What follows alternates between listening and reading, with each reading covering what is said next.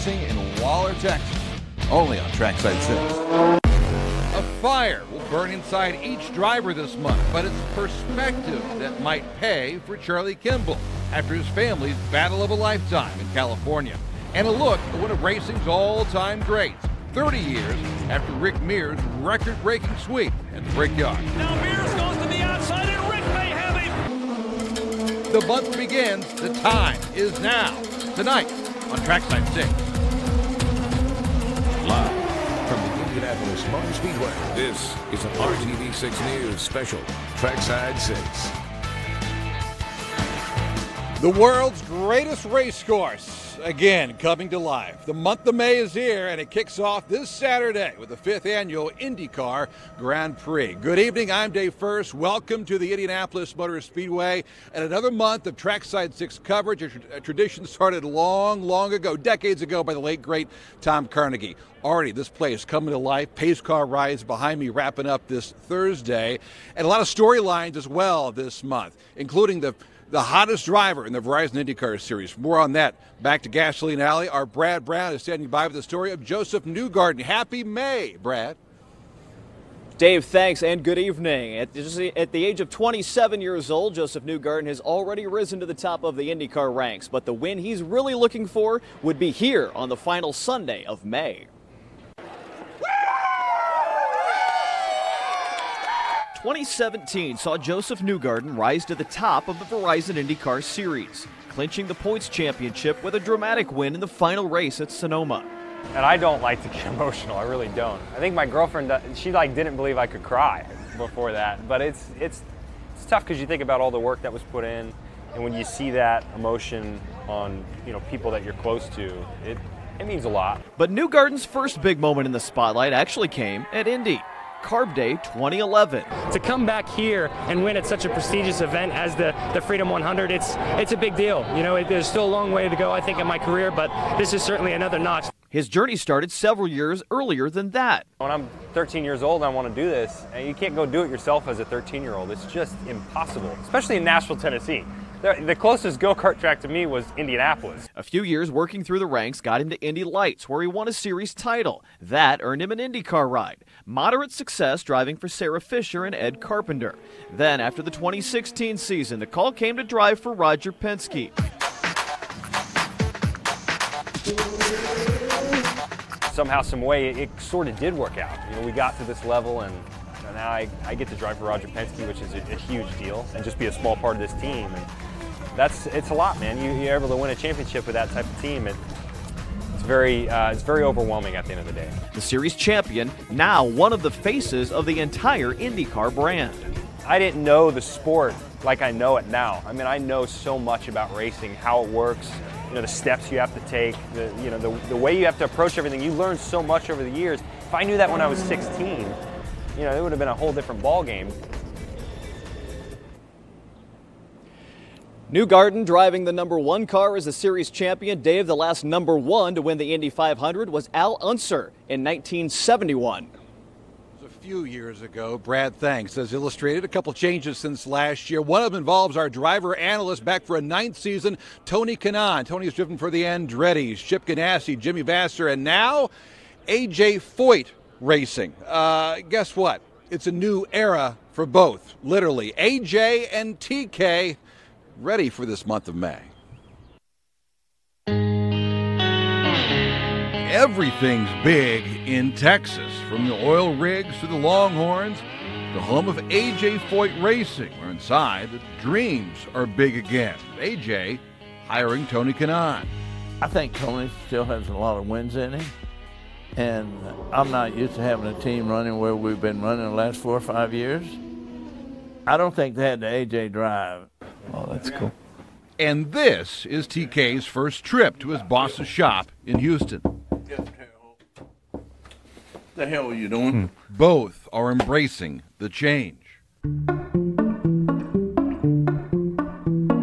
As you'd expect, the shop is filled with history and a newly renovated golf cart. The same one Kanaan has seen AJ drive at races and get countless privileges.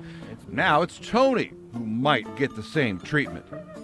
I love the fact we're sitting here doing this on the golf cart. I was that guy that was sitting gasoline out and just saw AJ. Does AJ have to be in the cart with you? 100%, but that's okay. I'll just jump in. I'm just hop in the back.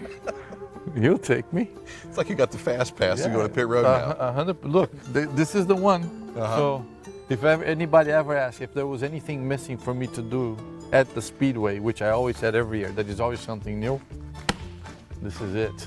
This is actually my dream. Look how young I was. And a dream for many to tour the office of the legend. Is this a trophy? That's an Indianapolis deal, the 500 clock.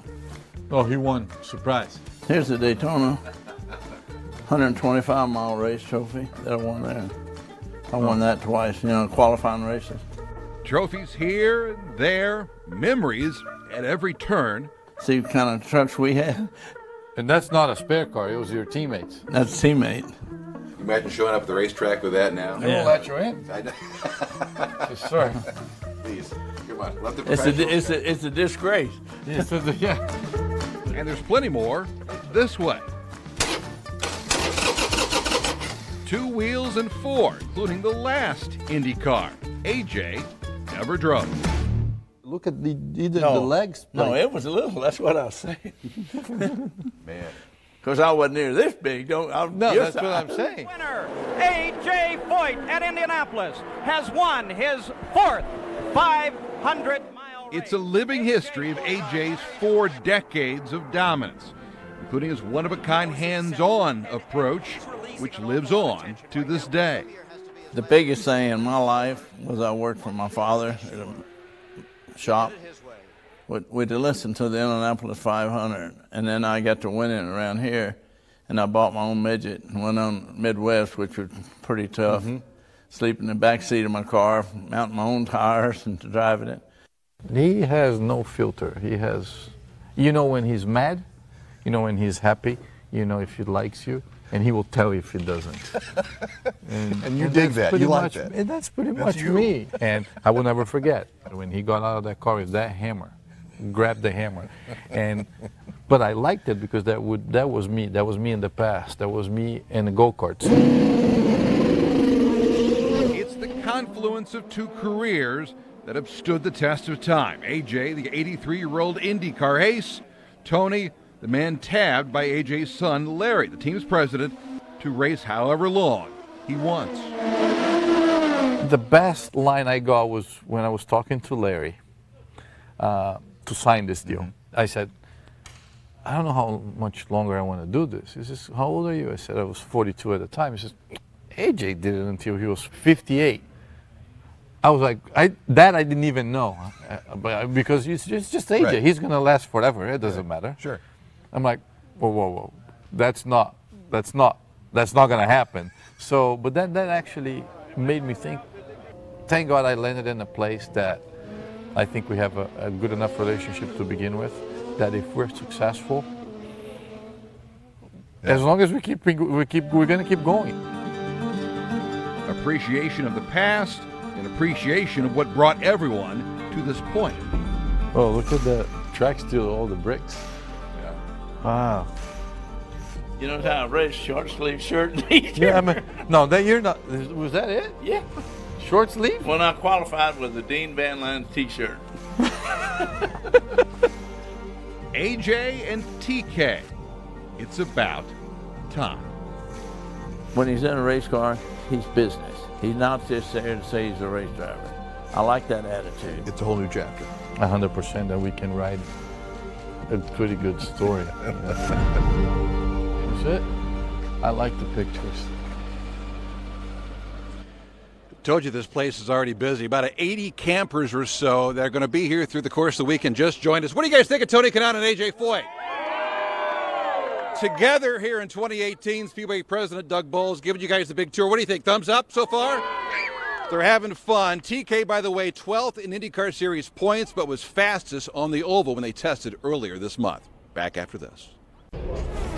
Coming up. Everyone say, how can we help?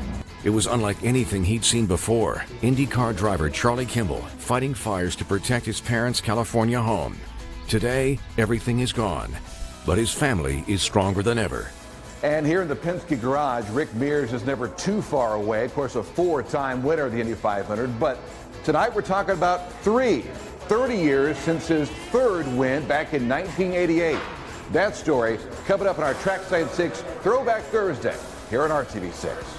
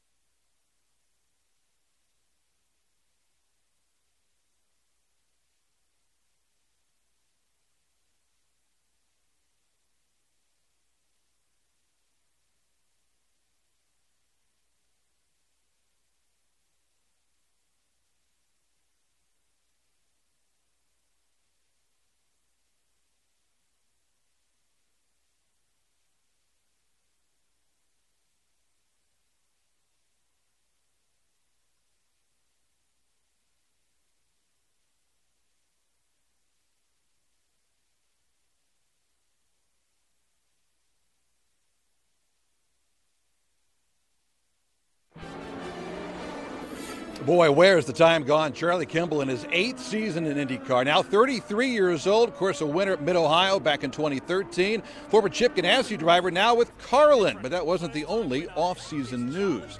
He was born in California. His dad helped design Formula One cars, then got back into the family business of growing avocados in California, while, of course, Charlie himself has driven despite type 1 diabetes. But it's his off-season fight he never saw coming. Usually when there's talk of the Los Angeles area, these are the images that are shown. But last December, it became known for these, known as the Thomas Fire. It burned approximately 440 square miles, and in its path, the home belonging to Charlie Kimball's family. We decided to leave Indiana about 9:30 in the morning. We were at my parents' house by 5:30 that afternoon in California, and by 9:30 the fire was burning through the house in the orchard. It's pretty serious. It's the hardest thing I've ever been through with my family. This is frightening. This is really frightening. It forced over 100,000 residents to evacuate their homes, costing nearly $200 million to fight. These days, the regrowth has begun. The rebuilding is a constant theme as we travel to Kimball's home to join Charlie and his father Gordon. This is all that's left of the home and surrounding avocado farm. Man. In their first time together since January. It's surreal. It is, yeah. Like, everything. That's that, you know it's reality, but you can't really totally accept it. It's there, but you haven't emotionally accepted it. Only a few items are still standing. Shelving, file drawers, and the safe, which clearly did its job on a night they'll never forget. We were down in the southwest corner. The battalion chief in charge of the helicopters came by and I said, we got this. And you can really help us by stopping it. Because if you look at the map, we're the sort of furthest point north. And so I said, prophetically, if you can go up there and stop it up there, that's what we really need. Because if it gets around on this side and the wind's blowing, we're toast. That's exactly What happened? The fire circled and then came from the east. The burning embers flying. I was standing at the front door and watching them dance up the driveway. I mean, this thick. You know, I could see embers landing on wood, and that's when I texted or called you guys. Then it was, I mean, we were too late. The hardest thing I've ever done was fighting the fire at the house and walking away knowing that my parents were going to lose a lifetime of memories and a lifetime of things. It was the only option because we all got out safely. Yeah. Animals, people, everyone got off the hill safely, but walking away knowing everything was going to be gone was, I mean, there's nothing like it. Everyone made it, including Kona, the family dog. A sense of humor also survived. By now, we can start to joke a little bit about some of the things we've lost because it literally was everything. Lost were Gordon's personal race memorabilia and Charlie's race helmet from his first ever IndyCar win. He chose to entrust it to me as a thank you. I gifted it. And I did not take very good care of it. This was the barn where the bottom 2/3 was ranch stuff. Once the fire hit, there was no electricity and there were electric motors. Tools, lathes, tractors. The trailer, or what's left of the trailer, was the red go-kart trailer that we won 6 national championships with. And then there's the family's go-kart. So this was my dad's when he was growing up. And so for Christmas, I want to say 93 or 94, this was my Christmas present. And we went down to LA to go pick up a seat for it and try out and find a seat. And I walked in and saw my first racing go-kart, and that's when I knew this was going to be fun and great. But I think racing was where I wanted to be next. And it's that passion for racing which will keep the family going, a driving diversion. The farm back in Southern California will take some 10 years to fully recover. For now, the focus is forward, the way Gordon has moved for some time now. I mean, I've always said if I could be half the man that he is, my life would be a success. And after the last 3 months, if I can be a quarter of the man my dad is, I'd be really happy. One of the most rewarding things was watching our children work together. And, you know, just drop everything to come help us.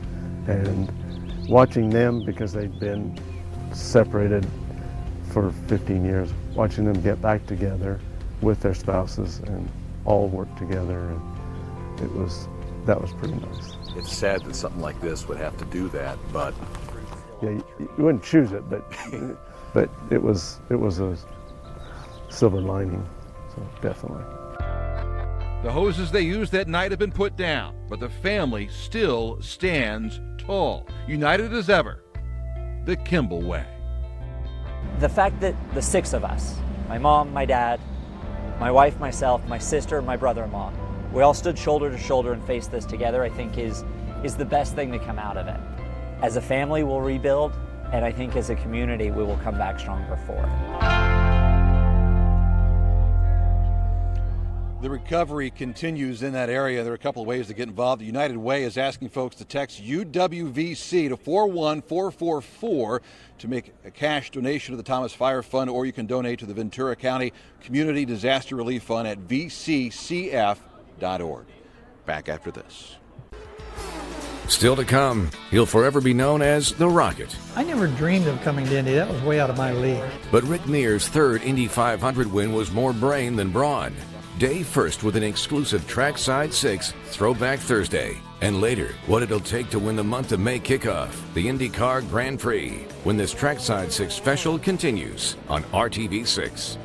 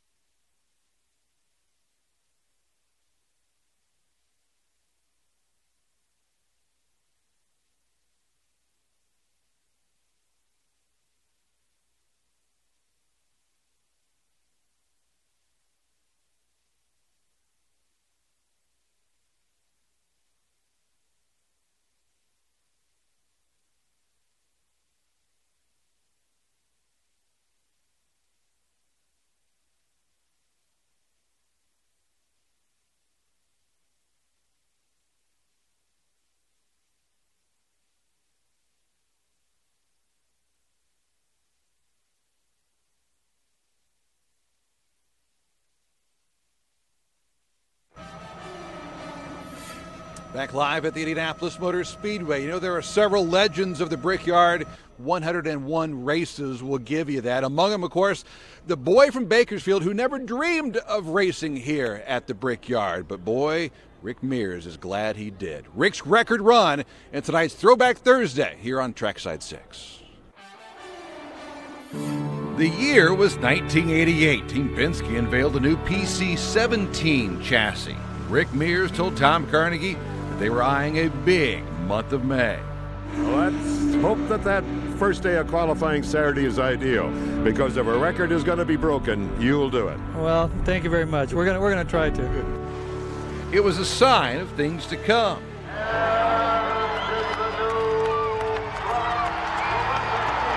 As Rick becomes the first man to break 220 miles an hour, shattering his own track record, and will start from pole. His teammates Danny Sullivan and Al Unser sweep the front row.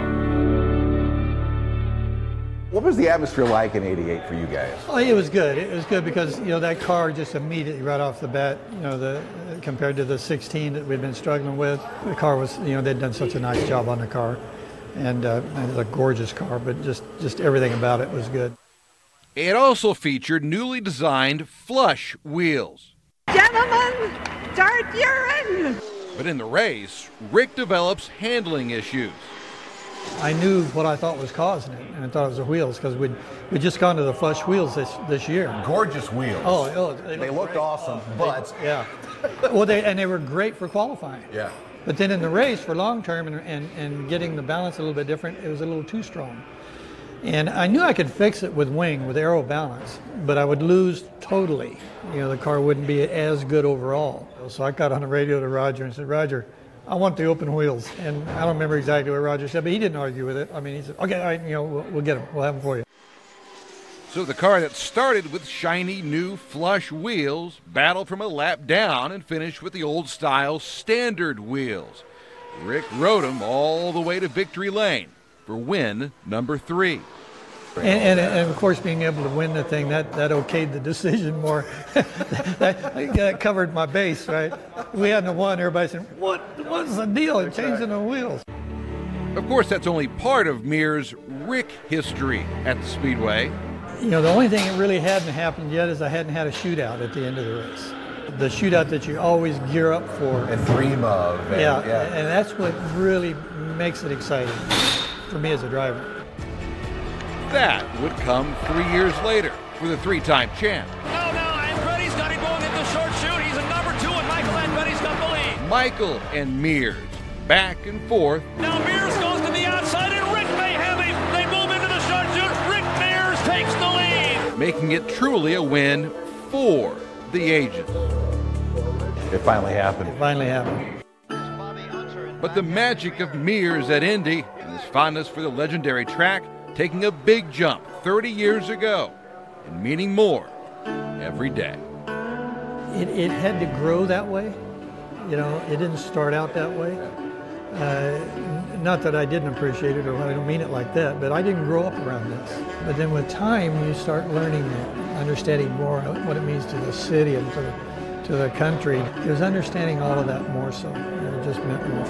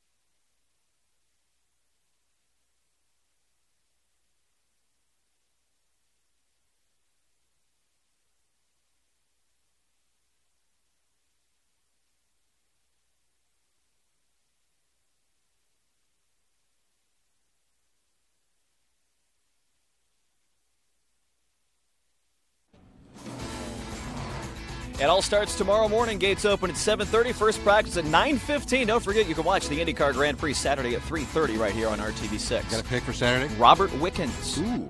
Sebastian Bourdais. Next Thursday, Danica Patrick, an exclusive at her final 500. Enjoy the month of May. Trackside 6 here on RTV6.